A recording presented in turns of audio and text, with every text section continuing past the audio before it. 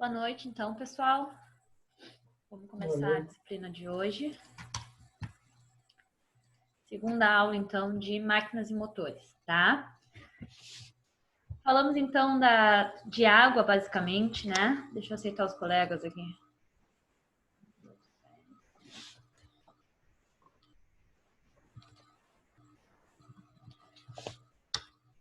Falamos na aula passada, então, de água, qualidade de água e abastecimento de água, né? A gente precisava ter uma introdução aqui para começar essa segunda etapa, tá? Que são geradores de vapor. Antes de entrar propriamente em geradores de vapor, nós vamos falar um pouquinho de relação pressão-temperatura, né? A gente sabe que a água tem 3 estados: líquido, sólido e gasoso, né? Mas nesse meio termo, eu tenho algumas variações, tá? Estados são só 3, mas eu posso ter elas em algumas condições diferentes, tá?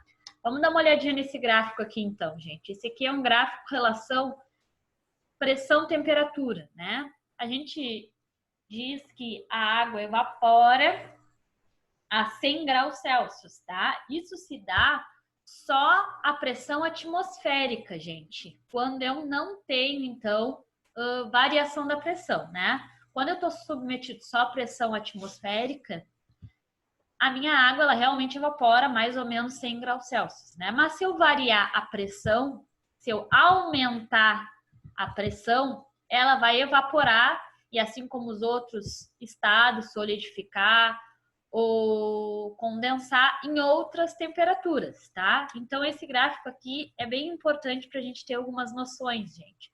Por quê? Porque eu vou trabalhar na geração de vapor não só com o vapor propriamente dito. Eu trabalho às vezes com vapor saturado, às vezes com vapor superaquecido. Cada um tem as suas vantagens e desvantagens. E posteriormente eu vou falar também de turbinas a vapor, tá? E elas também trabalham em geral com vapor superaquecido. Por que vapor superaquecido? Não é só vapor? Não, não é só vapor, tá? Por isso que tem que ficar bem entendido.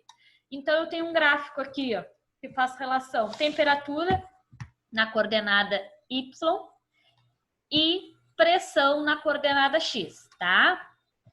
Tô aqui, então, 0. Aqui, pessoal, no início, 0, 0, na origem do meu gráfico. Estou a temperatura 0 e pressão 0, tá? Se eu subir um pouquinho, aumentar um pouco a minha pressão e aumentar um pouco a minha temperatura, eu vou estar mais ou menos aqui, tá? Então, isso aqui é uma variante, gente. Se eu aumentar muito a minha pressão, tá? Aumentei muito a minha pressão aqui, ó. Tô aqui no ponto 00. Aumentei bastante a minha pressão, então me desloquei bastante para a direita, na coordenada pressão. Mas eu subi pouco a minha temperatura, tá? Eu tenho um pequeno acréscimo da minha temperatura, eu vou me encontrar no estado sólido, tá? Do mesmo jeito, se eu aumentar muito a minha temperatura, tiver uma temperatura alta, mas a uma baixa pressão, eu vou me encontrar no estado vapor, tá? Existe um ponto específico, ou seja, uma situação em determinada temperatura e determinada pressão que eu consigo, deixa eu aceitar o colega aqui, chegar no meu ponto tríplice da água. O que é isso, gente? É quando, tá?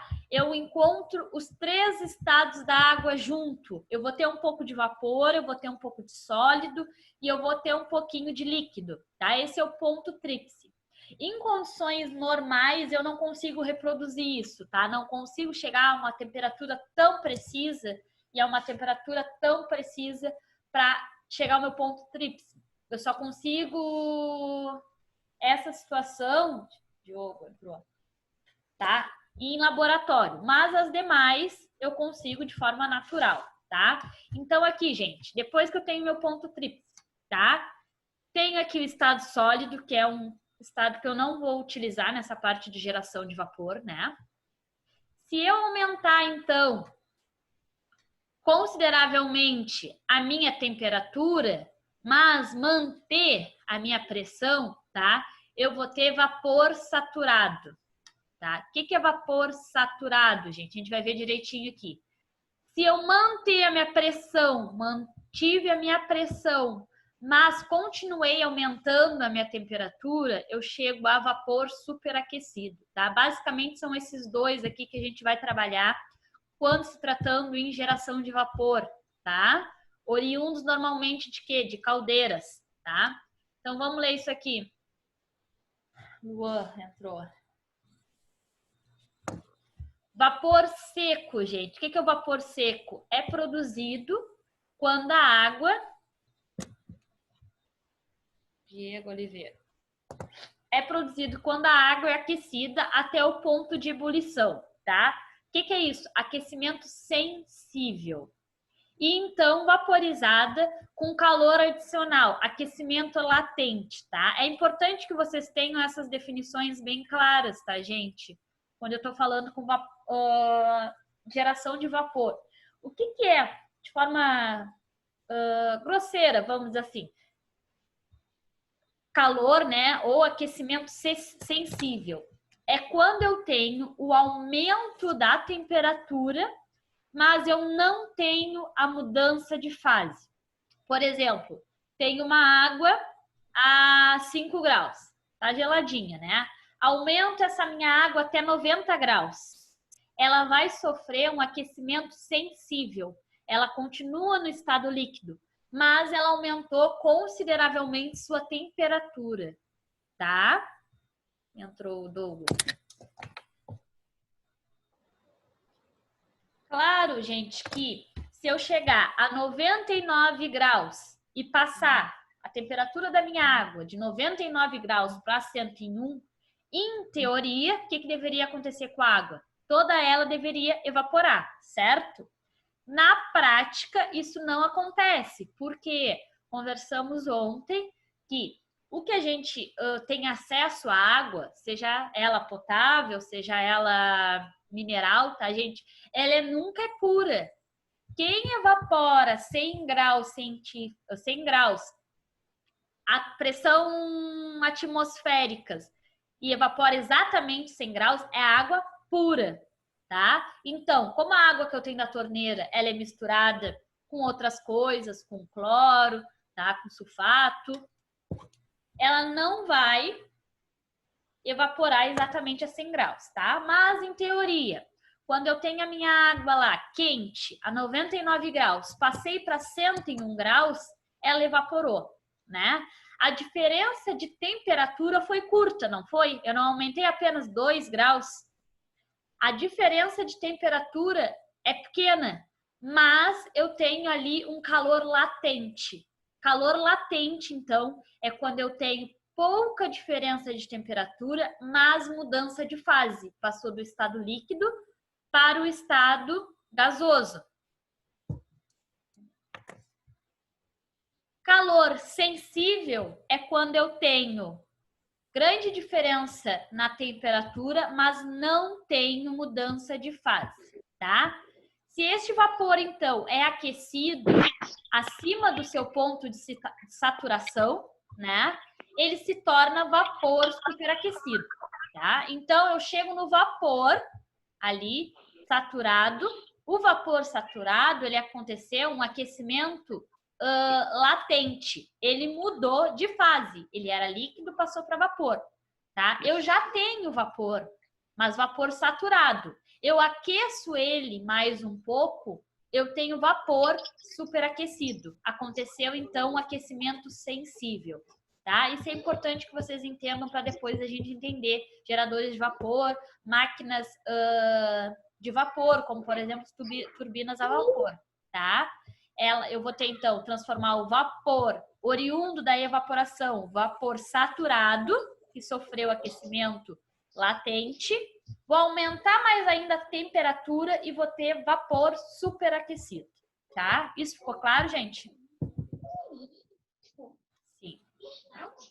Tá? Falando do vapor saturado, isso aqui eu vou passar para vocês, tá? Caso vocês tenham dúvidas. Claro, Natália. Ó, Conforme indicado pela linha preta no gráfico acima, né? Vapor saturado ocorre em temperaturas e pressões onde o vapor e água podem coexistir. Em outras palavras, isso ocorre quando a taxa de vaporização é igual à taxa de condensação. Nada nessa vida acontece de forma instantânea, né, gente? Tudo é dinâmico, ocorre no decorrer do tempo. Então, quando a minha água começa a evaporar, tá? Eu tenho ali vapor saturado, ele é vapor já, mas ele é recém tá evaporando, então ele contém partes líquidas ainda. Por isso que se chama saturado. Ele é vapor, mas ainda ele tem muita quantidade de líquido dentro de si. A chance desse vapor saturado condensar é muito mais fácil do que vapor superaquecido, que é uma temperatura altíssima. Teria que baixar essa temperatura para que ela condensasse novamente, tá? Por que eu uso um, por que eu uso o outro? As vantagens do vapor saturado, tá? Vapor saturado, então, logo em seguida da evaporação, tem muitas propriedades que tornam uma excelente fonte de calor, tá? Particularmente as temperaturas de 100 graus Celsius, ou seja, no limite da vaporização. Algumas dessas propriedades são propriedade de aquecimento rápido e uniforme através da transferência de calor latente. Quem é o calor latente? Aquele que muda de fase, tá? Melhorou a qualidade e produtividade de um produto, tá? O que ele diz com aquecimento rápido e uniforme? Você sabe que todo corpo, né, troca calor. Se eu quero uma troca de calor mais efetiva, eu tenho que ter uma diferença de temperatura maior. O que eu quero dizer quanto isso, tá, gente? A gente vai ver bem devagarzinho isso para ficar bem claro, porque eu uso muito em geração de vapor e principalmente muito em sistemas de refrigeração, tá? Então, precisa ficar tudo muito claro. Se vocês não entenderem, vocês perguntem, tá? Agora é a hora. Quando eu tenho, então, por exemplo,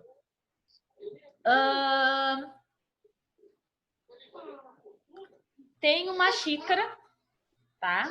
Com uma água a 50 graus. Vou aproximar de outra xícara com uma água de 40 graus. Como as temperaturas são muito próximas, qual é a tendência dos corpos? A tendência dos corpos é se equalizarem, tá? Claro que vai depender da quantidade. Se eu tiver uma xícara muito grande de água fria e uma xícara pequenininha de água quente, qual é a tendência? É a água total das duas ficarem relativamente frias. Se eu tenho o contrário, uma xícara muito grande de água quente e uma xícara pequenininha de água fria, a tendência é ela ficar uma água morna, tá? Depende da quantidade. Mas se eu comparar de forma igual, tiver a mesma quantidade, um corpo do mesmo tamanho, o que vai variar só é as temperaturas. Quando eu tenho temperaturas muito próximas, né, eu vou ter uma temperatura média. Por exemplo, eu tenho um corpo a 50 graus, outro corpo a 30 graus. Então, a tendência é, quando eu encostar esses corpos, eles ficarem a uma temperatura média. Se eu tenho um corpo de 50 e um corpo de 30, quando eu junto os dois, eu chego numa média, que é 40, tá? Se os corpos forem exatamente iguais. Como a diferença de temperatura é pouca, essa troca de calor acontece de forma lenta, tá? Quando eu tenho diferenças de temperaturas muito grandes, por exemplo, eu tenho uma água a 90 graus e outra, né? Mesma quantidade, mesmo formato, mesmo tudo. A 10 tem uma diferença de temperatura muito alta, então a troca de calor é mais rápida, tá? Em termodinâmica acontece assim, diferenças muito grandes têm trocas térmicas rápidas e eficientes.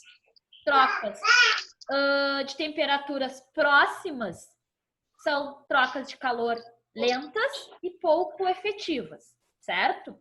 Entendendo isso, então, quando eu tenho o calor latente, o que é o calor latente? Grande diferença de temperatura, mas não muda o estado, tá? Como eu tenho grande diferença de temperatura, quando eu tenho uma substância, né, nesse caso saturada, a capacidade, tá, de troca térmica, não vou dizer de aquecimento ou de refrigeração, depende do que eu quero. Eu posso ter um corpo lá, uma temperatura ambiente. Se eu quero aquecer ele, o que eu vou fazer? Aproximar a ele um corpo muito quente. Se eu quero resfriar ele, eu vou aproximar a ele um corpo muito frio, tá?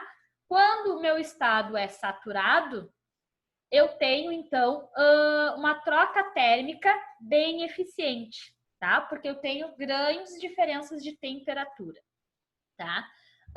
Pressão pode controlar a temperatura. Por que é vantajoso aqui, tá? Porque quando eu tenho saturado, eu consigo controlar bem a pressão de acordo com a temperatura, porque eu tenho o quê? Grande variação na temperatura.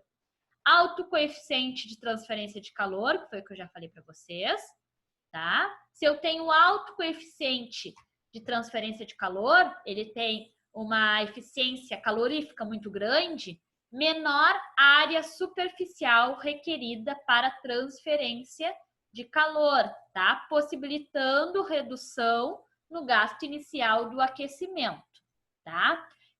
Por que a eficiência de calor ela é tão ligada à área superficial, gente? Imaginem assim, eu tenho uma sala, tá? Tô numa sala, eu vou botar um aquecedor. Esse aquecedor chega a 50 graus de temperatura. Ele vai levar algum tempo para aquecer a minha sala. Se esse aquecedor ele chegar a 100 graus de temperatura, ele vai aquecer a minha sala mais rápido. Mas se eu não quero que a minha sala seja aquecida mais rápido, eu posso diminuir esse aquecedor.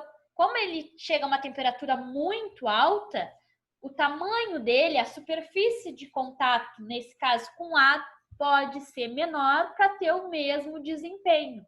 Ah, mas o que eu quero? Eu quero diminuir o meu equipamento e ter o mesmo desempenho com o aumento da temperatura, ou eu quero, com o aumento da temperatura, ter um melhor desempenho? Aí depende da aplicação de cada um. Se o meu desempenho tá bom, é interessante eu ter o aumento de temperatura e minimizar o tamanho do meu componente, né? Componente é dinheiro. Ou, se o meu componente daquele tamanho, eu aumento a temperatura para aumentar o meu rendimento, tá? São opções aí. Aqui.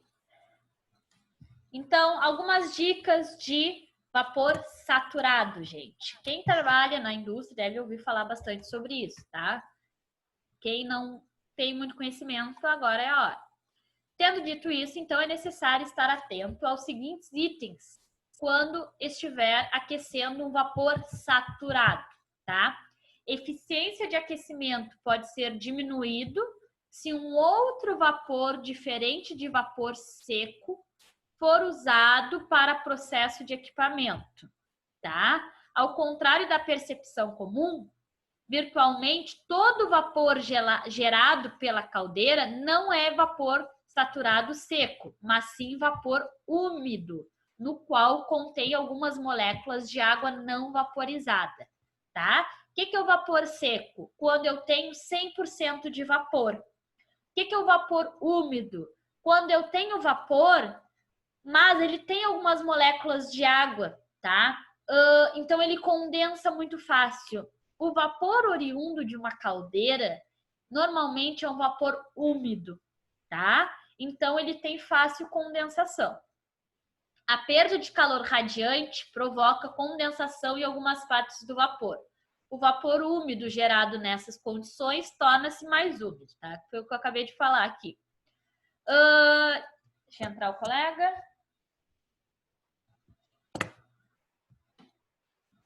E também forma o condensado, né? Se deve ser removido através da instalação de purgadores de vapor em locais apropriados, tá? Vapor que incorrer em queda de pressão devido ao atrito de tubulações, etc., pode resultar uma perda correspondente à temperatura de vapor também. O que quer dizer essas perdas, gente? Eu estou passando vapor por uma tubulação, tá? Essa tubulação normalmente está à temperatura ambiente. Se eu estou passando um vapor a uma alta temperatura em uma tubulação que está a uma temperatura ambiente, não vai acontecer ali uma troca térmica entre o meu vapor e a minha tubulação? Sim. Se o meu vapor ele já é saturado, ou seja, ele é vapor, mas ele contém moléculas de água em uma certa quantidade, tá? Se eu passo por uma tubulação, a tubulação não vai resfriar mais ainda esse meu vapor? Sim. Se ele já contém algumas moléculas de água e eu resfriar mais ainda, o que eu estou fazendo? Aumentando a quantidade de água na forma líquida e diminuindo a quantidade de água na forma em vapor. Então, eu vou começar a circular na minha tubulação não apenas vapor, mas uma quantidade também em líquido. Dependendo de onde eu empregar isso, não é interessante. Quando eu estou falando de tubulações, a presença de água na forma líquida normalmente só causa baixa eficiência, né? Deveria estar gerando vapor, tenho também líquido, então baixa a minha eficiência. Em alguns casos, como sistemas de refrigeração ou turbinas a vapor, não só baixa a eficiência, mas sim também danifica o equipamento, tá? Porque, por exemplo, compressores, eles são feitos para comprimir vapor, tá? Vapor tem um determinado volume. Se eu comprimir água, provavelmente eu vou danificar o meu compressor, tá? Porque o meu pistão ali, ele é calculado, o tamanho dele, né? É de acordo com o volume de fluido que vai entrar no meu compressor. Se eu boto mais fluido do que eu calculei, isso vai me gerar um problema. Provavelmente o meu pistão, ele não vai chegar até o fim do cabeçote, tá? Isso vai gerar aquecimento, vibração, talvez quebra, tá? Então, dependendo de onde eu estou empregando, não só baixo rendimento, mas eu também posso ter defeito no equipamento, tá? Então, eu tenho que ter certeza que as linhas de vapor têm apenas vapor. Vapor úmido, então, é isso que eu falei para vocês, tá? É quando eu tenho uma quantidade significativa de moléculas de água, não apenas vapor. Vamos falar do vapor superaquecido. Vapor superaquecido, então, é criado através do aquecimento adicional, tá? Do vapor úmido ou aquele vapor saturado, tá? Acima do ponto de saturação. Isso produz um vapor que tem temperaturas mais alta e densidade mais baixa, tá? De um vapor saturado à mesma pressão. Vapor superaquecido é usado principalmente em aplicações de propulsão, movimentos tais como as turbinas. Turbinas de vapor trabalham com vapor saturado. E não é tipicamente usado com aplicações de transferências de calor, tá? Agora a gente vai ver por quê. Vantagens de usar o vapor superaquecido nas turbinas. Para manter o nível seco de vapor superaquecido, movido a vapor, do qual a performance é debilitada pela presença do condensado. O que é o condensado? É o vapor que condensou e virou líquido, tá? Para melhorar a eficiência térmica, capacidade de trabalho, para alcançar mudanças maiores no volume específico, a partir do estado superaquecido para pressões mais baixas. Volume específico, a gente vai ver lá em refrigeração, tá?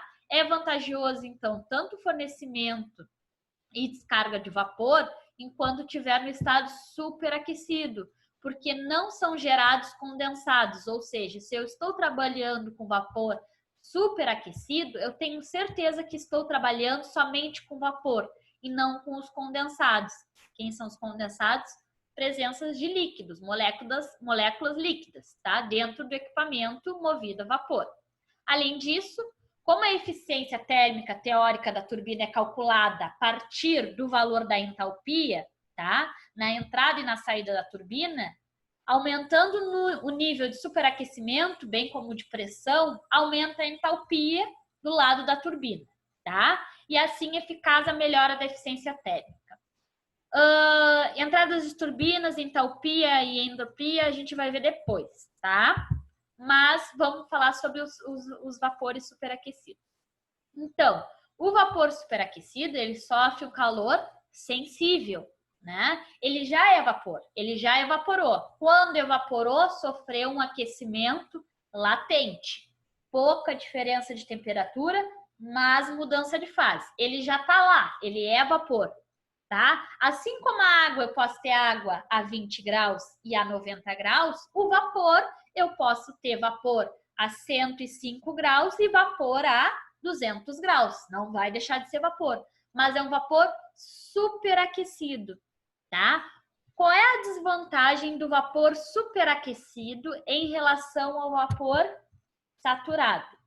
O vapor saturado, ele tem melhor troca térmica. Quando o meu intuito é aquecer algo, né, ou resfriar, fazer uma troca térmica, o vapor saturado é melhor.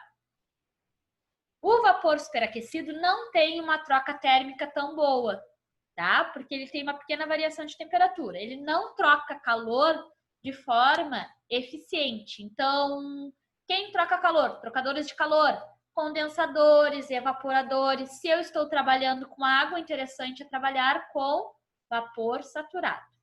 Quando o meu intuito é propulsão, como por exemplo as turbinas, é interessante eu trabalhar com vapor superaquecido, tá? Falei para vocês o exemplo do vapor saturado em uma tubulação. Vamos usar o mesmo exemplo, só que agora vapor superaquecido nessa mesma tubulação. Eu tenho um vapor a 200 graus Celsius, tá? Ele começa pela minha tubulação. Vai diminuir um pouco a temperatura, gente. Por quê? A minha tubulação está a temperatura ambiente. Algumas são aquecidas, mas a maioria é ambiente. Conforme o meu vapor superaquecido está passando em uma tubulação que está ambiente, o que vai acontecer com a temperatura deste vapor? Vai diminuir. Então, no início da tubulação, grosseiramente falando, ele pode estar a 200 graus Celsius, depois passa para 190 graus Celsius, depois 180 graus Celsius, vai diminuindo. Mas ainda é um vapor com uma temperatura alta. Então, está longe lá dos 100 graus. Então, está longe de quê? De condensar. A temperatura pode ir diminuindo, mas vai chegar, vai ser do início ao fim da tubulação, vapor. Não vou ter o condensado, não vou ter o líquido, tá? Então, essa é a diferença de vapor superaquecido e vapor saturado. Aqui as desvantagens eu falei para vocês, ó, baixo coeficiente de transferência de calor, variação de temperatura do vapor mesmo com pressões constantes, calor sensível, né, usado para transferir calor, tem o calor latente, que tem baixa transferência de calor, e o calor sensível, calor latente, alta transferência de calor sensível, baixa transferência de calor. Tá? E temperatura pode ser extremamente alta. A água não são temperaturas tão altas, mas eu tenho substâncias que evaporam a temperaturas maiores. Então, se evapora uma temperatura maior, para ser superaquecido, é maior ainda, tá? Gente, ficou tranquilo? Diferença de fases, tá? E estados da água. Alguma dúvida? Não? Pô, professora, ficou tranquilo. Tá. O senhor Paulo vai me dar um banho na próxima matéria, que falaremos de caldeiras, né? Mas até chegar lá eu vou tentar introduzir aqui, depois eu dou 20 minutinhos da palavra para ele aqui. Tá? Vamos falar um pouquinho de geração antes de entrar propriamente nos tipos de caldeiras, tá? A gente vai falar um pouquinho de todas. Claro que algumas são as mais usadas, outras são pouco usadas, algumas são bem específicas para algumas aplicações, algumas são antiquadas, tá? Só que a gente precisa pelo menos ter uma noção, pode ser alguma estrutura antiga que tem. Então a gente vai falar um pouquinho de tudo. Claro que todas têm o mesmo princípio de funcionamento, tá? Mas vamos falar um pouquinho de geração de vapor, então. Para utilizar e converter energia térmica em mecânica, né? Conversão de energia química ou nuclear em térmica, tá? Quando a gente tem a geração de vapor, a gente fala, é transferência de energia térmica para mecânica, né? Quando eu tenho turbinas, na verdade eu tenho o quê? Energia térmica, que é o quê? O vapor passa pela turbina. Quando passa pela turbina, provoca o quê? Giro das pás. O que é o giro das pás? O movimento mecânico. Então, eu tenho transferência térmica em mecânica. E, posteriormente, essa mecânica eu posso transformar em elétrica, tá? Então, quando eu tenho usinas de queima de carvão, é térmica para elétrica? Não, gente. Normalmente eu tenho a mecânica aí no meio. Eu não falo dela, mas eu tenho a mecânica no meio, tá? Energia hídrica. Energia da água para energia elétrica. Não, água não é energia. O que a água faz? Também move turbinas. Então gera um movimento mecânico, tá? Então é energia mecânica para elétrica, tá? A água não tem energia, ela só movimenta de forma mecânica. Energia eólica, energia do vento para energia elétrica. Vento também não tem energia, tá? É expressão isso. O que o vento faz? Ele move pás. Então ele produz movimento mecânico. Então é energia mecânica para energia elétrica. Tanto a hídrica quanto a eólica, elas são muito parecidas. É energia mecânica para energia elétrica. Só que quem produz a mecânica, que é bem diferente. Uma é o ar, o vento, né? E a outra é a água. Mas energias são esse tipo. Quando eu tenho, então, é muito comum para geração de vapor eu ter conversão de energia química ou nuclear, tá? Às vezes pode ser a queima. O que é a queima, gente? Queima é energia química, na verdade, né? Eu tenho um combustível, eu tenho oxigênio e eu tenho calor. Se eu não tiver nenhuma dessas, faltar uma dessas três, eu não tenho a queima. Eu posso ter lá, o meu combustível pode ser fóssil, pode ser carvão, tá? Ou pode ser líquido, pode ser, por exemplo, gasolina. Tenho que ter calor e tenho que ter oxigênio. Até porque se eu queimar lá e abafar, não ter oxigênio, apaga. Então eu preciso de uma fonte de combustível, o calor e oxigênio, tá? O outro caso para gerar energia térmica também é a nuclear, né? Quando eu tenho a excitação de moléculas de algumas substâncias e elas vão gerar calor. São as duas opções, químicas e nuclear para gerar calor, tá? Transporte pode ser a distribuição de energia térmica, né? Então, conversão vai ser de energia térmica para mecânica. A térmica vai ser ou queimando alguma coisa, que é química, ou nuclear, tá? Para gerar energia térmica, eu tenho as reações químicas, as reações nucleares, tá? Ou se eu já tenho alguma fonte de calor, eu posso não precisar gerar a energia térmica, mas eu posso aproveitar de alguma fase de processo da indústria, tá? Às vezes eu aproveito a energia de alguma fonte, né? E faço ou o aquecimento dela, ou uso ela naquela temperatura já. E também posso ter o aquecimento da energia elétrica para aquecer a água, tá? Mas isso não é muito aplicável, tem poucos casos. Imagina eu gastar energia elétrica, que no Brasil é muito cara, para aquecer água, né? E essa água gerar uma energia térmica e depois mecânica e depois elétrica. Eu vou ficar num ciclo, né? Normalmente, usar a energia elétrica é a última possibilidade, tá? Devido às taxas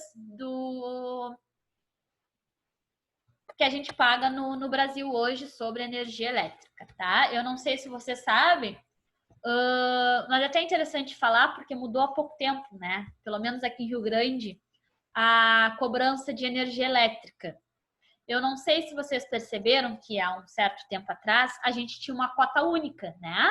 Era o quilowatt-hora por um valor. Normalmente era 0,81 centavos, né? Depois passou a vir dois valores. Um valor de TE, dizia, e o outro valor TUDS, né? O que é esse TE? A energia elétrica no Brasil, ela é cotada em dois valores, tá? 50% do valor, tá? É TE, é a produção de energia elétrica, né? Porque eu tenho duas fontes. Eu tenho quem produz a energia elétrica no Brasil, pode ser hidrelétrica, pode ser usina com queima, né? Tem várias fontes. Tenho lá um grupo que produz. E eu tenho quem distribui. Então, eu tenho duas cotas. Mais ou menos 50% do valor é de geração e os outros 50% é de distribuição, tá? São cotados de forma diferente. Dentro dos 50% de geração, 38% é o valor realmente gasto para gerar aquela energia. 38% gasto para gerar. 12%, tá? É despesas que eles gastam externamente, tá? Fecha os 50%. Depois, os outros 50% que a gente paga é pela distribuição, tá? Uma porcentagem é perdas, que no Brasil deveria ser mais ou menos 8%, e na nossa cidade é de mais ou menos 14% e 17%, tá? O que é essas perdas? Lugares mal feitos, né? Tá gerando ali mal projetados. Os gatos, né? Que a gente sabe que tem na cidade. Fugas de energia por algum motivo também de manutenção, tá? E eu não sei se você sabe, mas as perdas todos nós pagamos, né? Ou seja, a companhia presta um mau serviço, na verdade, tem uma perda maior que a média nacional e essa perda se divide pelos nossos valores, né? Não é a companhia que perde, mas quem paga é a gente, tá? Então, dentro desses 50% de distribuição, tenho perdas, tenho despesas, tenho distribuição A, que é de alta tensão, que é aqueles postes grandes, sabe? Aqueles postes metálicos, não aqueles do meio da rua simples, aqueles bem grandes que a gente vê na estrada. São os de alta tensão. E a taxa de baixa tensão, que é esses postes que tem na nossa rua, né? Tem os fios lá em cima, os fios lá em cima são de média, mas ele é agrupado com o baixa. E os mais baixos, que ligam as nossas casas, são os de baixas. Então, na parte de distribuição, 50% é dividido em 4 partes. Na parte de geração, é dividido em 2, tá? Então, o preço real gasto pela geração do que a gente paga hoje é 38%, mais ou menos. Tá? Os outros 62% são algum tipo de tributo, impostos. Tá? Muitos dos sistemas existentes utilizam vaporização de um líquido, tá? Normalmente, o líquido mais utilizado é a água, né? Às vezes eu tenho algum fluido refrigerante, vai otimizar o meu processo, tá? Só que fluidos refrigerantes são, apesar de otimizar, são mais caros, tem que ter alguns cuidados, dependendo do fluido, ele pode ser tóxico, né? E geralmente em indústrias eu consigo fazer o aproveitamento dessa água de algum lugar, tá? Então, sistema completo, tá, gente? De geração de um sistema completo, ele envolve um gerador de vapor, algo que realmente forneça calor, sistema de distribuição desse vapor tá? E sistema para utilização de partes da energia do vapor. Tá? A gente vai ver direitinho. Geradores de vapor, então, tem uma energia específica do vapor e do líquido. O que é energia, gente? Energia é a mesma coisa que calor. Algo que está a uma temperatura e está resfriando, ele está perdendo calor, ele está perdendo energia. Tá? Em sistema de geração de vapor, calor, transferência de calor é energia. Essa energia pode, então, ser distribuída e utilizada em diversos processos. Para gerar vapor, então, é necessário ter o quê? Mais ou menos um ciclo para geração de vapor. Ter, primeiramente, uma combustão, tá? Um reaproveitamento de calor, uma reação nuclear ou uma energia elétrica. Tá? Geradores de vapor, gente, são muito nominalmente falados caldeiras, tá? Caldeira é o único componente, tá? Mas se tem o costume de dizer, aquela caldeira, e aí a caldeira que eles estão falando, na verdade, é o quê? Toda a geração de vapor, todas as partes, né? E caldeiras, na verdade, é um único elemento lá, não faz todo o projeto de geração de vapor, tá? Durante a vaporização, então, é possível controlar a temperatura a partir da pressão. Eu aumento ou diminuo a pressão, consequentemente, aumento ou diminui a temperatura, tá? O que tem um componente de gerador de vapor, então, que a gente fala caldeira, mas, na verdade, o que tem todos os componentes de um gerador de vapor?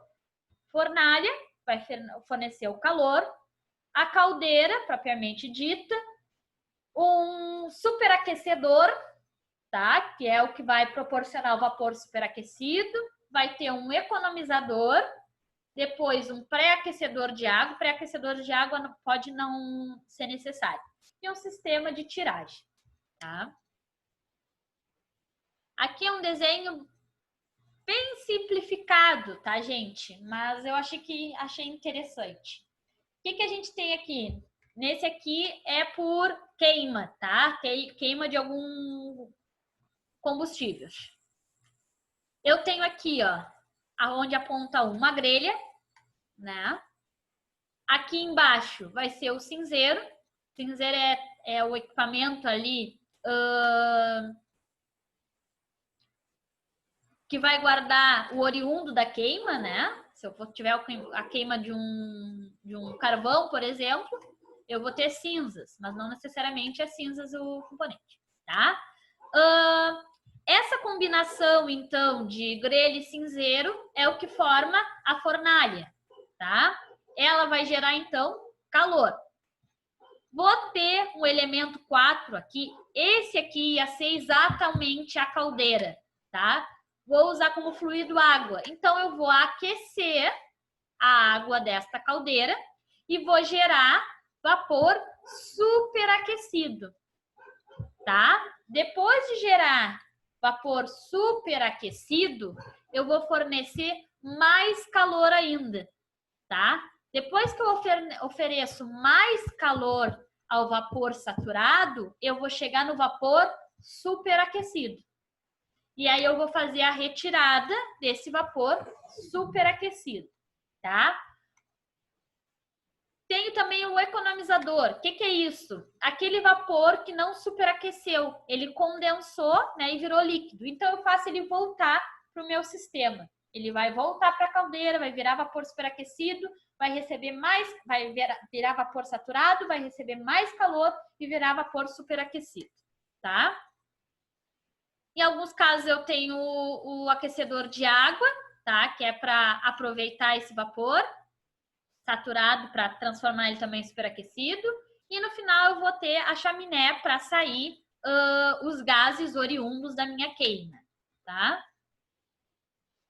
Aqui é o exemplo dele, tá? De outra forma, só que é de uma vista que não facilita tanto a circulação do gás aqui para visualizar. Foi o meu desenho. Então, as fornalhas ali são a região onde ocorre a queima do combustível. Funções, né? Vai parar toda a umidade do combustível, destilar substâncias voláteis do combustível, né? O que são substâncias voláteis, gente? Todo elemento volátil é aquele que tem alta capacidade de evaporar-se, tá? Então, por exemplo, a água, ela é volátil. Se eu aquecer, ele evapora. O metal não é volátil. Eu preciso aquecer muito para algumas partículas do meu metal evaporar. Se eu aquecer muito um metal, no máximo ele vai fundir, tá? Então, ele é não volátil. Não vai evaporar por um completo. Posso ter algumas moléculas que evaporam, tá? Mas, basicamente, eu botar um metal dentro de uma caldeira e agregar muito calor, ele vai fundir, vai ficar lá na forma líquida e não vai evaporar, tá? Então, isso que é elemento volátil. Ele eleva a temperatura combustível até a combustão, né? Proporciona a combustão completa, que é aquilo da mistura de ar mais combustível e calor, né? E restringe a troca de calor com o ambiente externo. Ou seja, ele tem como função ali manter o calor em uma determinada região que não se perca para o exterior, tá? A maioria trabalha com uma pressão menor que a pressão atmosférica, tá? Não é uma forma muito significativa, não é uma pressão muito menor, gente. Até porque se eu tenho um elemento com uma pressão muito menor que a atmosfera, a tendência mecânica dele é como se fosse implodir, sabe? Como se ele fosse tentar entrar para dentro, sendo redundante, tá? Ela é um pouco menor que a pressão atmosférica, justamente pela função da queima ali. Eu vou diminuindo a pressão dentro da minha fornalha, tá? Evitando vazamentos. Por que eu faço a minha pressão da fornalha ser menor que no exterior? Porque a tendência de vazar... O que eu gero com a combustão? Gases, né? Todo gás, ele tende a migrar de um ambiente com maior pressão para menor pressão, né? Se vocês sacudirem uma garrafa de refrigerante, vocês estão excitando os gases, dentro da garrafa vai ter mais pressão. Então, a gente abre, o que acontece? Boa refrigerante para tudo que é lado. É a tendência de líquidos e gases, tá? Migrar do ambiente de maior pressão para o de menor. Então, se dentro da minha fornalha eu diminuo a pressão, tá? Ali já é uma pressão menor, a tendência é entrar ar da rua para dentro da fornalha e não o contrário, que não seria interessante. Os gases oriundos da queima para fora da fornalha, tá? Claro que vai vazar um pouquinho, mas essa temperatura menor dentro da fornalha gera, tá, uma segurança quanto ao vazamento de gases oriundos da queima.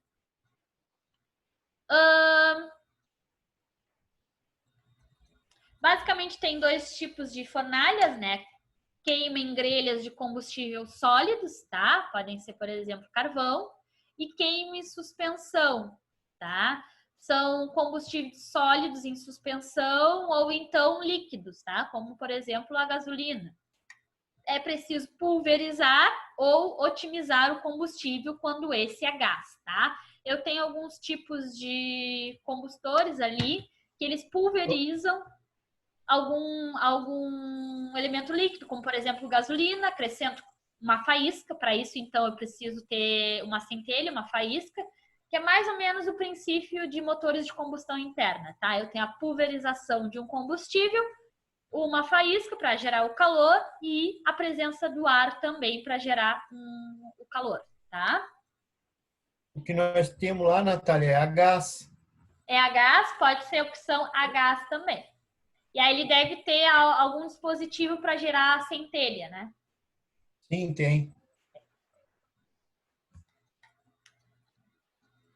Superfícies em caldeiras, então. Superfície de troca de calor entre gases e combustíveis e fluido de vaporização. Classificação das caldeiras, tá? Basicamente, ela tem tubulares, aquatubulares e caldeiras mistas, tá? Essa apresentação acaba aqui. Eu expliquei um pouquinho achei que faltou uma introdução na nossa apostila ali. Vou mandar essa parte aqui para vocês, tá? Porque a apostila começa falando direto os tipos de caldeiras. Então, achei interessante a gente ver isso primeiro. E agora sim, a gente vai voltar lá para a nossa apostila, também na parte de geradores de vapor de água, tá? Então, essa introdução aqui, boa parte a gente já viu. Geradores de vapor, os GVs, então, pode ser considerados como sendo trocadores de calor complexos, né? Que produzem vapor de água sobre pressões superiores à atmosférica, tá? A partir da energia de um combustível ou de um elemento comburente, tá? Como oxigênio. Estes equipamentos são constituídos por diversos dispositivos associados, estando estes perfeitamente integrados para permitir a obtenção do maior rendimento térmico possível. Tais equipamentos são conhecidos popularmente como caldeiras de vapor, tá? São essencialmente recipientes pressurizados, na qual a água é introduzida e pela aplicação continua de energia evaporada, tá? Pressurizados, então, é todo componente que tem uma temperatura menor, uma pressão menor que a pressão atmosférica, tá? Esse aqui é o princípio de funcionamento dos evaporadores de geradores de água, tá? Eu vou ter o calor e água e vou gerar vapor. Princípio de funcionamento, então. As caldeiras de vapor têm como princípio de funcionamento a troca de energia térmica entre massas de uma determinada substância na fase líquida, como uma fonte de calor gerada por diferentes tipos de agentes caloríficos denominados combustíveis. Então, eu posso ter diversos combustíveis para gerar a combustão. Entre os fluidos mais empregados, falamos que o mais usado, né, é a água. Tipos e classificações. As caldeiras podem ser classificadas quanto ao uso, o nível de pressão, o tipo de material, as dimensões, o formato, as posições dos tubos, a fonte de aquecimento, o tipo de combustível utilizado para a combustão, o fluido vaporizante, tá? O tipo de fornalha, o princípio de funcionamento. Então, tem 1001 classificações, tá? Falando das caldeiras, então, flamotubulares, tá? São caldeiras onde os gases provenientes da combustão, tá? Fontes gerados lá pelo aquecimento, circulam pelo interior de tubos. A água circula no lado E a água circula no lado externo. Então, eu vou ter por dentro dos meus tubos os gases oriundos da queima e por fora a minha água ou o meu outro fluido refrigerante, tá? Tais caldeiras geram somente vapor saturado e, no máximo, ligeiramente superaquecido, tá? Eu tenho, então, as de tubos verticais, tá? As que são de pé, então. Os tubos são colocados verticalmente num corpo cilíndrico fechados, nas extremidades por placas chamadas de espelhos, tá? A fornalha interna fica no corpo do cilindro, logo abaixo do espelho inferior. O espelho é como se fosse as tampas, tá, gente? Um cilindro e as tampas. Os gases de combustão sobem através dos tubos, aquecendo e vaporizando a água, que se encontra nas extremidades dos assentos. Então, eu tenho dentro dos meus tubos os gases, tá? Os gases, eles têm uma baixa densidade, então a tendência depois do aquecimento é dos gases oriundos da queima a subirem, tá? Assim como, por exemplo, quando a gente abre o refrigerador, eu tenho aquele ar gelado, ele é muito denso, a tendência dele é descer. Quando eu tenho a queima, eu tenho um vapor muito leve, então a tendência dele é subir, tá? Então eu faço essa troca térmica também por diferença de sentidos, né? Normalmente eu faço esse aproveitamento. Se os meus gases estão nesse sentido, eu circulo a água nesse sentido, tá? Quando eu tenho sentidos opostos do meu fluido refrigerante e do meu gás oriundo da queima, eu tenho uma maior troca calorífica. Ou, nesse caso é vertical, de baixo para cima, eu vou alimentar a água de cima para baixo e o meu gás vai ser de baixo para cima. Eu também tenho uma maior troca térmica, assim. Vantagens, então, dos plamotubulares. São de construção fácil e tem custo de aquisição baixo, tá? Eles são bem simples. Exige pouca alvenaria, né, para fixar os meus cilindros. Não exigem tratamento de água muito apurado, né? Também atendem bem a aumentos instantâneos de demanda por vapor, né? Então, basicamente, eu faço mais queima, tenho mais vapor, posso aumentar o meu fluxo de água e ter, consecutivamente, mais vapor saturado, né? Eu tenho vapor saturado, porque ele não chega a altíssimas temperaturas, então vapor saturado ou um pouquinho de vapor superaquecido, tá? É uma das mais simples. Não é muito eficiente, mas é bem prática. Desvantagens. Baixo rendimento, né? Não é muito eficiente, ocupa muito espaço, é um corpo que exige bastante espaço. Circulação deficiente da água. Partida lenta devido ao grande volume interno de água, né? Limitações de pressão de operação. Sempre que eu tiver um equipamento de geração de vapor simples, né, eu tenho limitação de pressão. Porque se ele é um pouco mais simples, eu não vou ter um grande controle de pressão e, consecutivamente, temperatura, né? Mas tem as vantagens do equipamento ser simples. A manutenção é mais simples, a aquisição é um custo mais baixo, tá?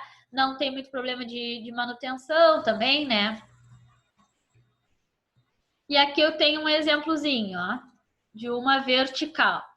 Basicamente, aqui eu tenho a fornalha, tá?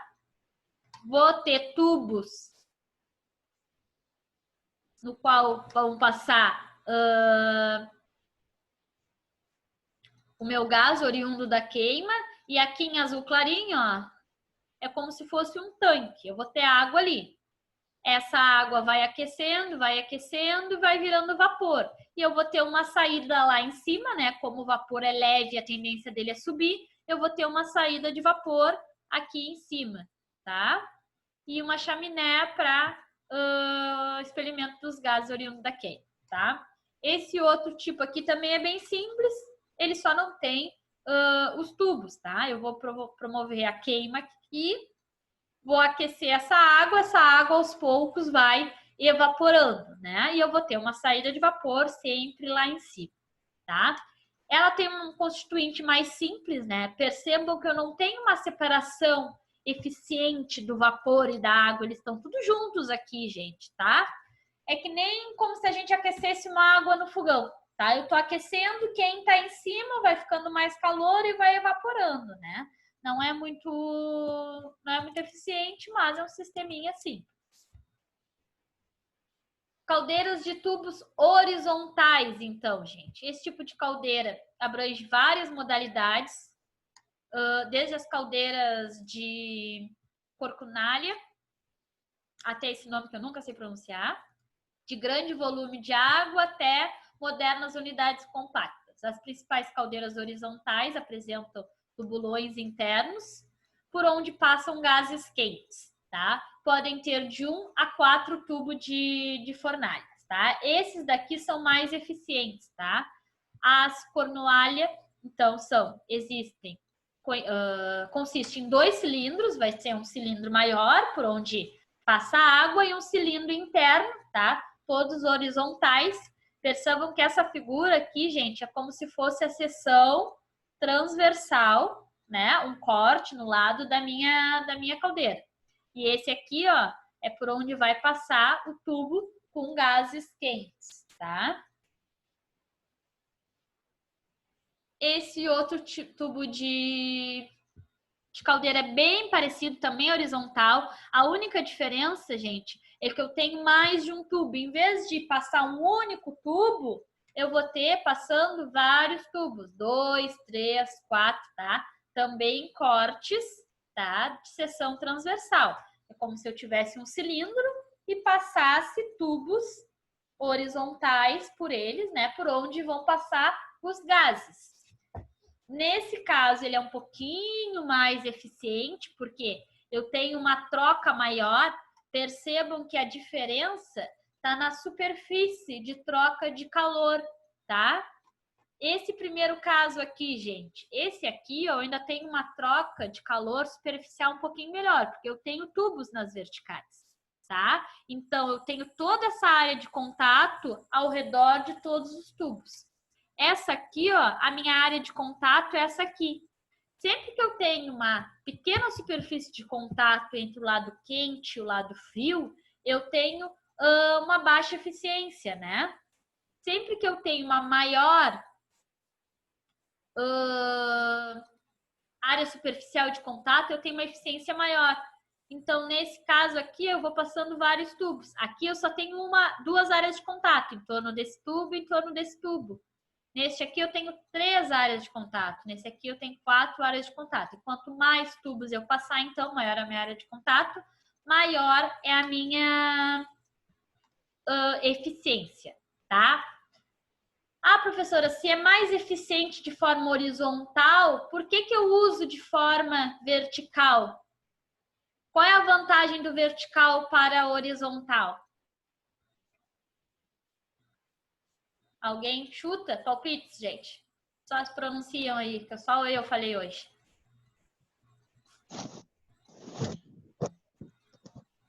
Porque o vapor sobe? Tá, o vapor Melhor, sobe, é uma vantagem, mas por quê? que é mais leve. Aí, vamos começar a fazer voltamos aqui, algumas simulações aí. Vantagem que ocupa menos espaço. Ocupa menos espaço também. Uma vantagem é ocupar menos espaço. Eu vou ocupar um espaço vertical, né? Mas quanto à manutenção, parece ter algum tipo de manutenção ali que faça diferença? Sim, na horizontal é mais prático. Espera aí que eu me perdi aqui. Aqui. Como? Na horizontal é mais prático a manutenção. Na horizontal é mais prática a manutenção? Mas na horizontal eu exijo mais manutenção. Na vertical eu não tenho tanta manutenção. Por quê? Aqui, ó, nesse vapor superaquecido, eu não vou ter impurezas? Vou, né? Se eu tô de forma horizontal, eles não vão se acumulando nos tubos? Vão, né? Então, eu vou tendo um acúmulo gradual de impurezas nos meus tubos. Eu tenho que fazer uma manutenção periódica numa frequência menor, tá? E ele também, às vezes, em função de ter impurezas, ele acaba desgastando de forma não uniforme, né? As impurezas normalmente são partículas pesadas, então elas vão ficando embaixo, né? Sempre que eu tenho impurezas na parede de uma tubulação ou na parede de qualquer equipamento, eu tenho erosão. O que é isso? É como se fosse partículas bem pequenininhas que ficam ali esfregando, né? Claro que de forma muito gradual, mas vão esfregando na tubulação, né? E nesse tipo de tubulação, isso se concentra na parte baixa da tubulação, tá? Então, não desgasta de forma uniforme. Vai desgastando mais embaixo, tá? Essa daqui é um pouquinho mais simples, porque o desgaste é uniforme, né? Vai subindo. E também porque eu não tenho a suspensão de partículas, porque partículas de impureza são mais pesadas, então elas ficam se acumulando aqui, ó, onde está em azul. É difícil elas subirem todinhas. E se subir, vai fazendo erosão de forma uniforme em todos os lados da parede, enquanto naquela ali vai fazendo só na parte de baixo, tá? Basicamente é isso. Caldeiras multitubular, tá? Então, aqui eu tenho uma caldeira de fornalha externa, está constituída em alvenaria instalada abaixo do corpo cilíndrico, tá? Então, é como se fosse esse tipo aqui, ó, multitubular, horizontal. Eu vou ter a queima aqui, claro que esse aqui também é um corte da seção transversal, né? E eu vou promover a passagem aqui, ó, ao sentido dos gases, né? Esses meus gases vão passar pelos meus tubos, né? Vai sair os gases oriundos da queima pela chaminé, e conforme o gás vai passando, vai aquecendo a água vai virando vapor e vai se acumular aqui em cima e eu vou ter uma saída de vapor, tá? A ideia é sempre essa, é passar um gás, um fluido refrigerante, que vai evaporar a minha água e eu vou ter uma saída de vapor sempre em cima, tá? As saídas de vapor vão se localizar sempre na parte superior do equipamento, justamente porque o vapor é mais leve e a tendência dele é subir. Se eu botar uma saída de vapor aqui embaixo, o que eu corro o risco? De sair vapor, mas também sair líquido, tá? Então, se eu boto ela sempre na parte superior, eu tenho a garantia, né, que eu vou ter a saída apenas de vapor.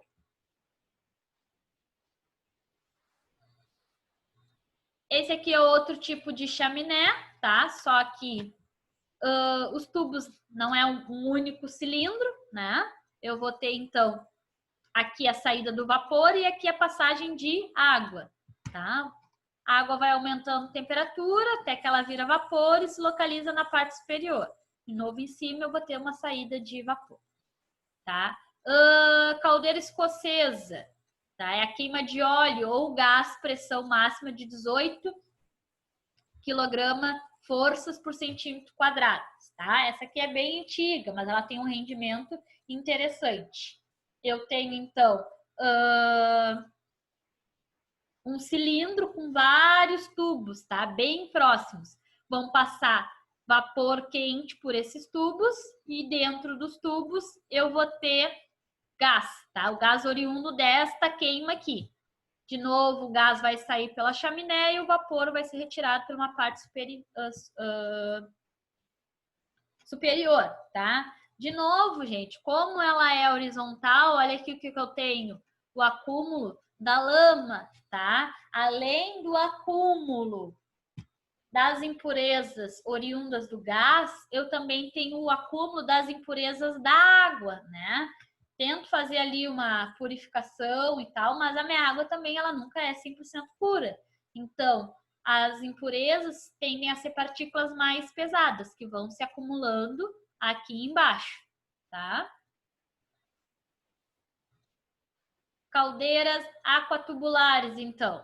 São caldeiras onde a água circula pelo interior dos tubos, enquanto o agente calorífico circula pela parte exterior, tá? Então, essa é o contrário, tá, gente? Ó.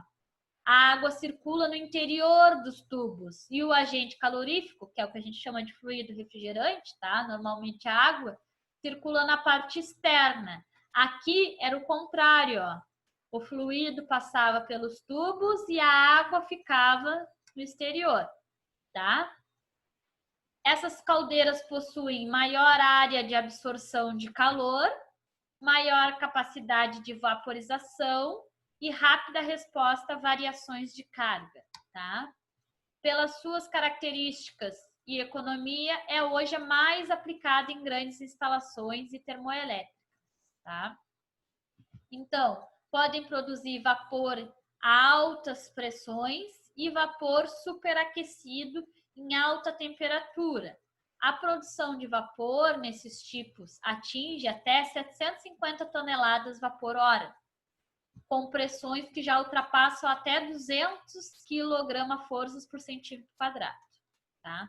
Por trabalharem com pequeno volume d'água, necessitam de sistemas de controles e alarmes eficientes para sua segurança operacional.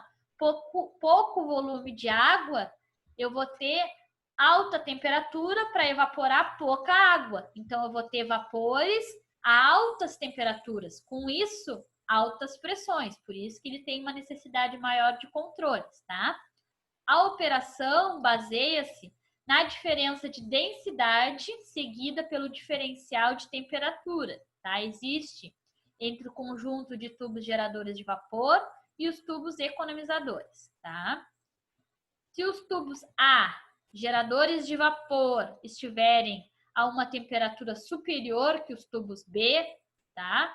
Que é esse aqui, ó, a densidade do lado A, da água A, nos tubos A, será maior que a densidade do lado B, tá?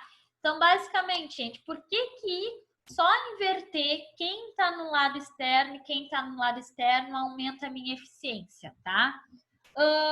Vamos comparar. Esse aqui, ó, ainda tem vários tubos. Mas olhando lá nesse daqui já dá pra gente ter uma noção, tá? Aqui, ó, eu tenho um cilindro de água e por dentro dos tubos passando vapor. Esse primeiro aqui, ó, aparentemente, eu tenho mais água ou mais vapor?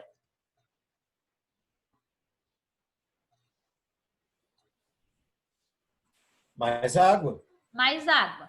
Então, imaginem, é bem prático. Se eu tenho muita água e uma fonte de calor pequena, vai demorar mais para evaporar essa água. E o meu vapor não vai ter uma temperatura super alta, né? Agora, imaginem aquele modelo que a gente está falando agora. Ele é ao contrário. Essa parte listradinha aqui, ó, agora é o vapor, tá? E a parte escura é água. Agora eu vou ter muito mais vapor do que água, né? Então, em pouco tempo é muito calor para uma menor quantidade de água. Então, essa água aqui, ó, vai evaporar muito mais rápido e vai chegar a temperaturas muito mais altas. Eu consigo chegar em vapor superaquecido, não apenas em vapor saturado, tá? A ideia, então, é só aumentar e diminuir a proporção. Se eu tenho muita água e pouco gás, né, oriundo da queima, eu tenho um maior tempo para troca térmica e um vapor superaquecido, um pouquinho saturado, um pouquinho de superaquecido. Se eu tenho uma quantidade de água menor e uma fonte de calor maior, né, eu vou ter o aquecimento dessa água muito mais rápido, uma eficiência melhor e um vapor com temperaturas mais altas, né? O superaquecido. Voltamos lá para onde está.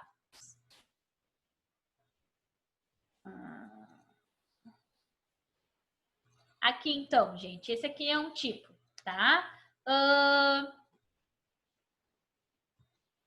Dentro do tubo, então, eu tenho a água, tá? Imaginem que, tá? Não tem aqui, mas seria um grande cilindro, tá? Eu tenho uma grande quantidade de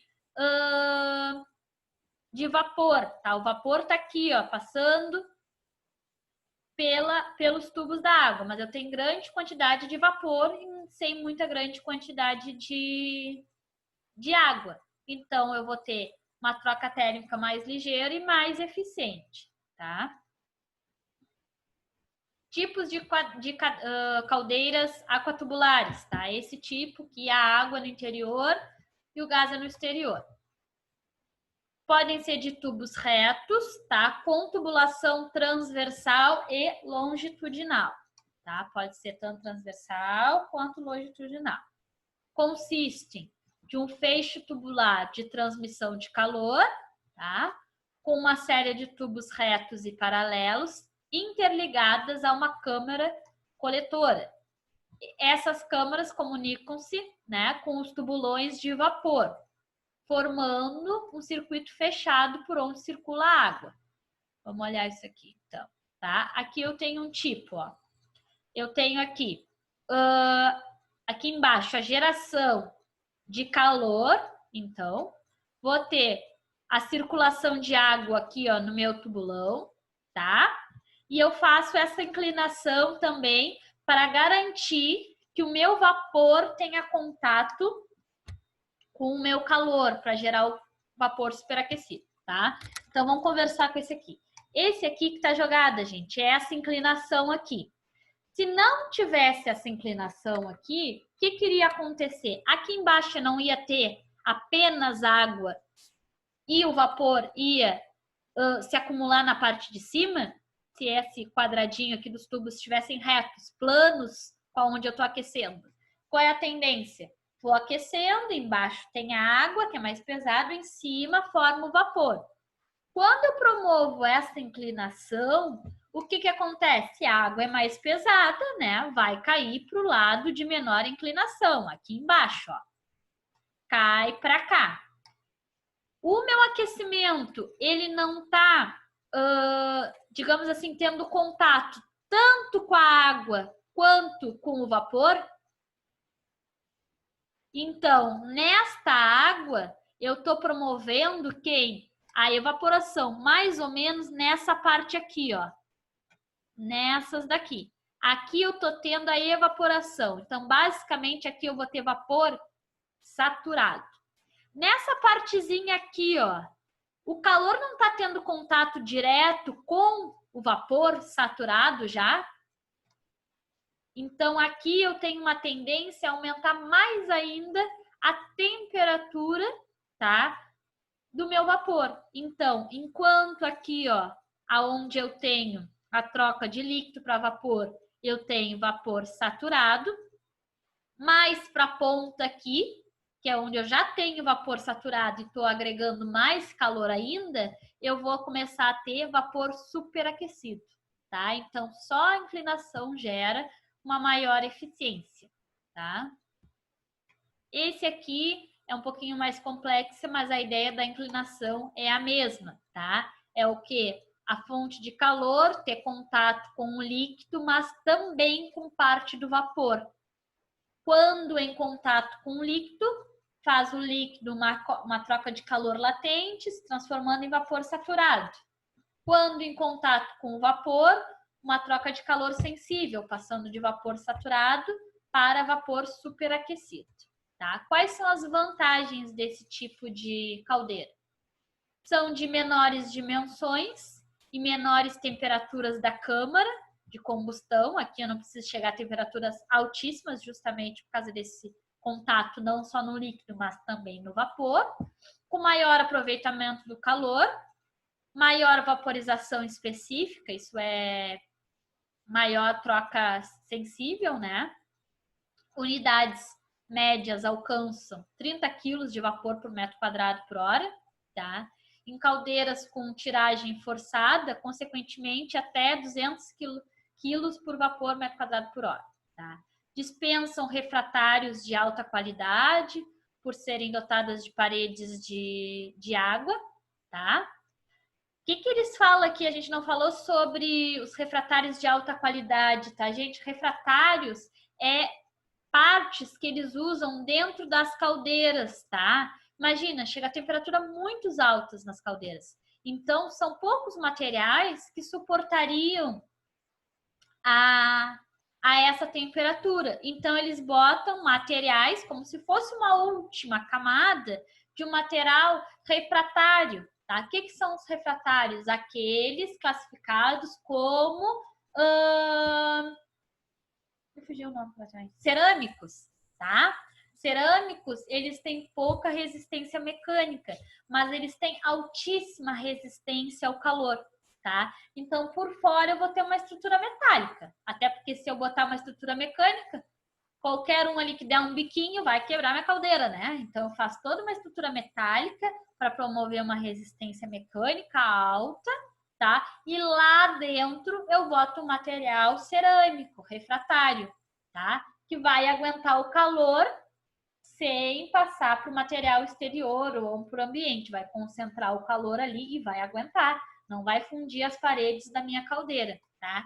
Isso que são os materiais refratários dentro da minha caldeira. E por que ele fala de alta qualidade? Porque materiais refratários de alta qualidade são caros. Aí eu tenho duas opções. Se eu posso, eu compro o melhor material refratário. Então, eu vou fazer com que o calor que eu estou gerando da minha caldeira fique dentro da minha caldeira. Mas foi caro esse material. A outra opção é botar um material mais barato, né? Só que o material mais barato tem uma eficiência menor. consequentemente, ele vai transmitir, mesmo sem querer, vai ter uma troca de calor com ar. Então, eu vou aquecer, vou gerar uma combustão para aquecer a água, só que também não vai ter um bom isolamento. Vou também trocar um pouquinho de calor com água. Então, eu faço um investimento menor, mas eu tenho uma eficiência menor também. Um investimento maior, uma eficiência maior, tá? E tem que ver a aplicação e quanto de dinheiro tem lá no projeto, né? A temperatura refratária é bem menor, vaporização mais rápida, fácil limpeza, né? Justamente porque os tubos têm uma inclinação. Facilidade de substituição dos tubos. Eu tenho a opção de isolar um tubo, tá? Inspeção de todos os componentes da caldeira é tranquilo. E como desvantagem, necessita de dupla tampa para cada tubo, né? 2 espelhos em cada tubo. Por quê? Aqui, ó, preciso de um espelho aqui, tem um outro tubo aqui. Todos são só aqui eu tenho 1, 2, 3 e tem os tubos laterais também, tá? Então, necessitam de dupla tampa, alto custo inicial, são caldeiras um pouco mais caras, baixa taxa de vaporização específica, rigoroso processo de aquecimento, de elevação de carga, grande quantidade de material refratário, tá? Como ela chega a altas temperaturas, pressões, tá? Tem um custo maior com segurança. Caldeiras, então, aquatubulares de tubo curvos, diversos tubulões transversais ou longitudinais utilizados na geração, tá? Não apresentam limites de capacidade, pode construir uma grande. A forma construtiva foi idealizada por Stringlich, interligado os tubos curvos e tubulões por meio de solda ou mandrelagem. Esta caldeira pode ter 3 a 5, o que confere a esse tipo de gerador de vapor maior capacidade de produção, tá? Esse aqui é um pouquinho mais completo. Com o objetivo, então, de aproveitar melhor o calor irradiado da fornalha, reduz-se o número e o diâmetro dos tubos e acrescenta-se uma parede de água em volta da fornalha. Isso serviu por meio de proteção do meio material refratário, no qual a parede da fornalha é construída, além de aumentar a capacidade de produção, tá?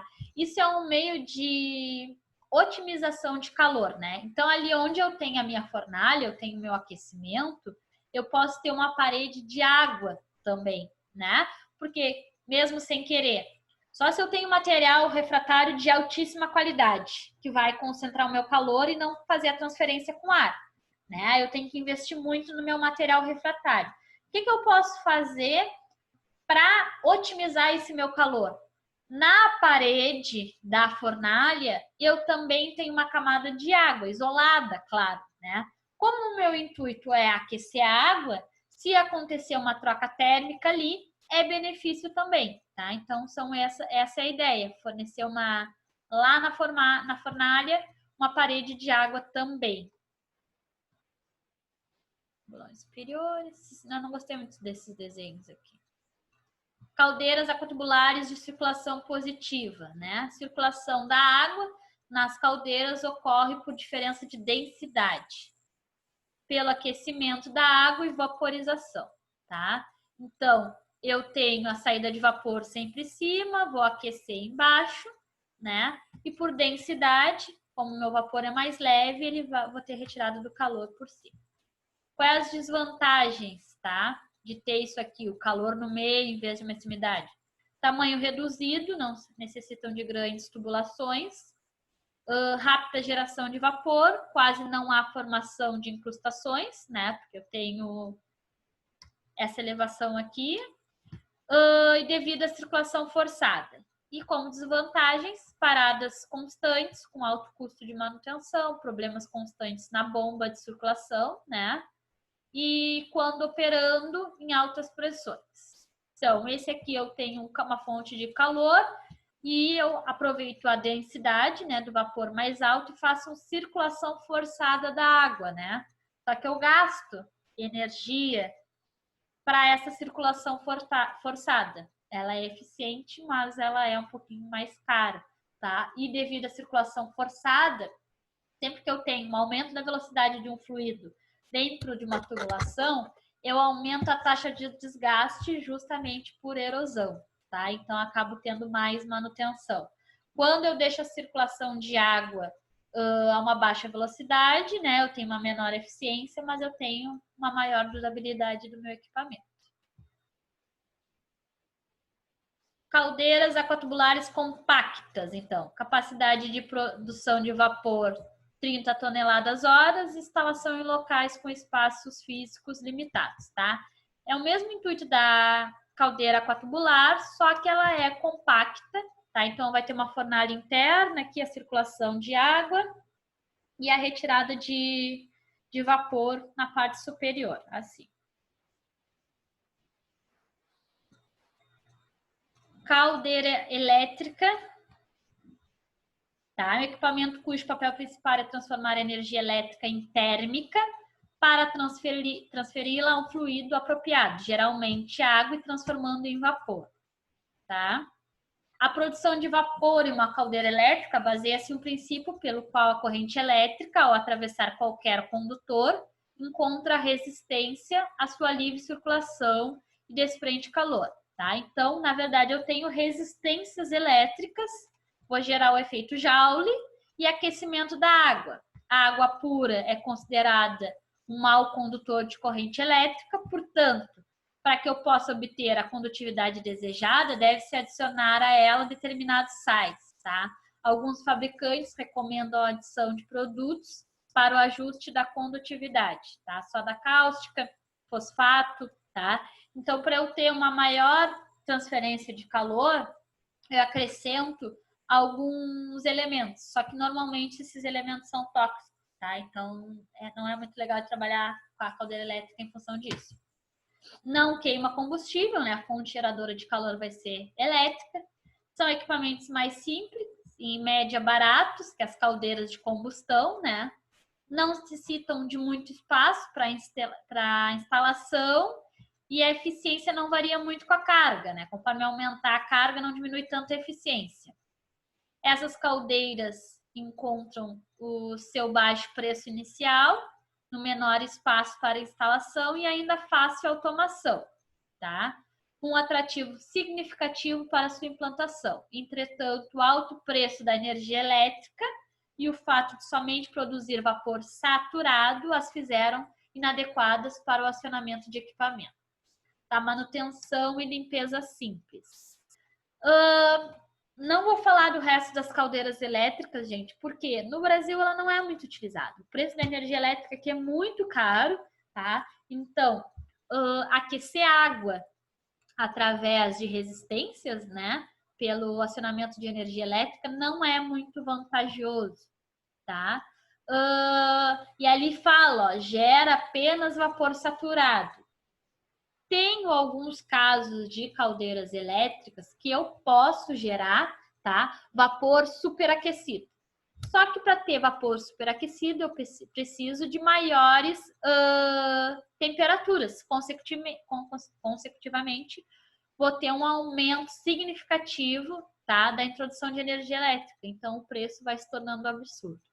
Em outros lugares do mundo é utilizado porque eles conseguem valores de energia elétrica baixo, tá? E dependendo de onde eu utilizar, ele se torna vantajoso. Então, deixamos as elétricas de lado.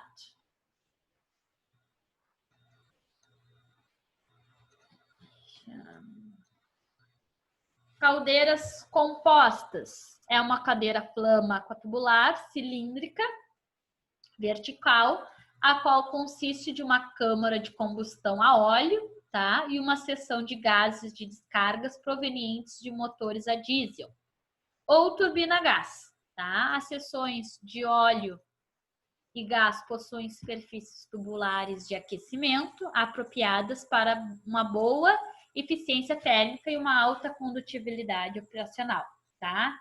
A caldeira permite uma operação simultânea entre os lados do gás da exaustão e o lado de óleo do combustível, quando necessário, tá?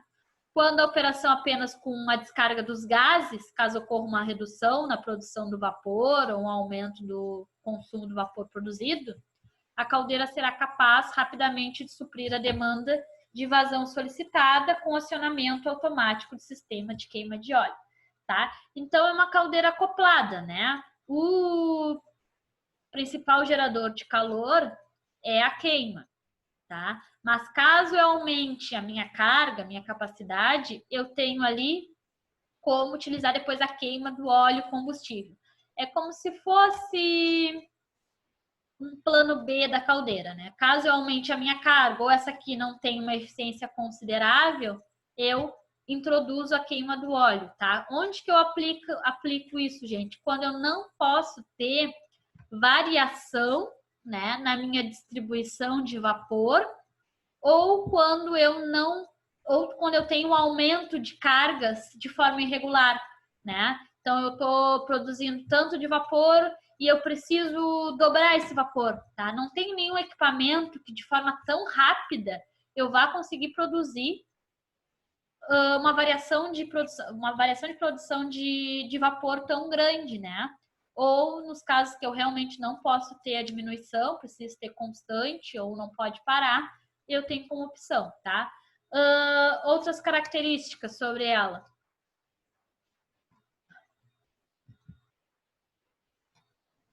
Caldeiras de vapor são geradores de vapor mais simples, queimam algum tipo de combustível como fonte de calor. Caldeiras de recuperação são aqueles geradores que não utilizam combustível como fonte geradora de calor, aproveitando o calor residual de processos industriais. Caldeiras de água quente são aquelas em que o fluido não vaporiza, ele apenas aquece a água, tá?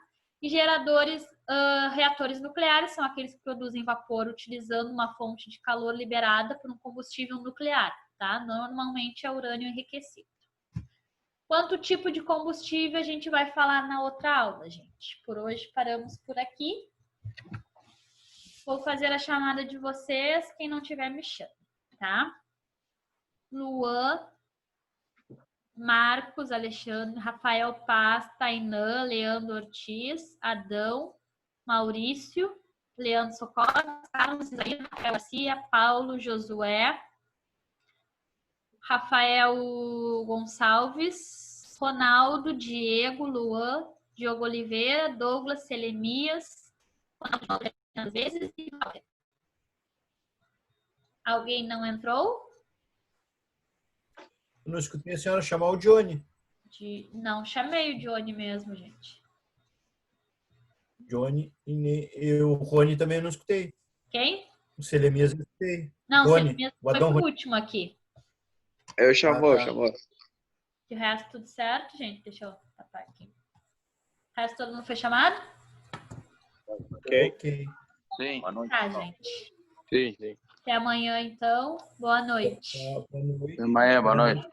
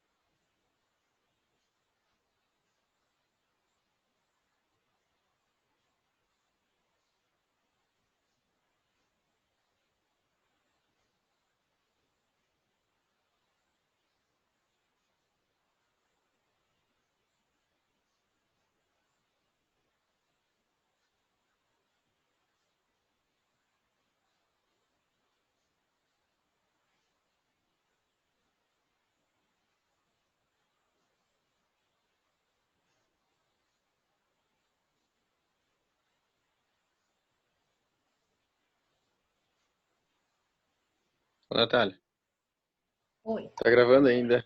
Ah, desculpa, gente.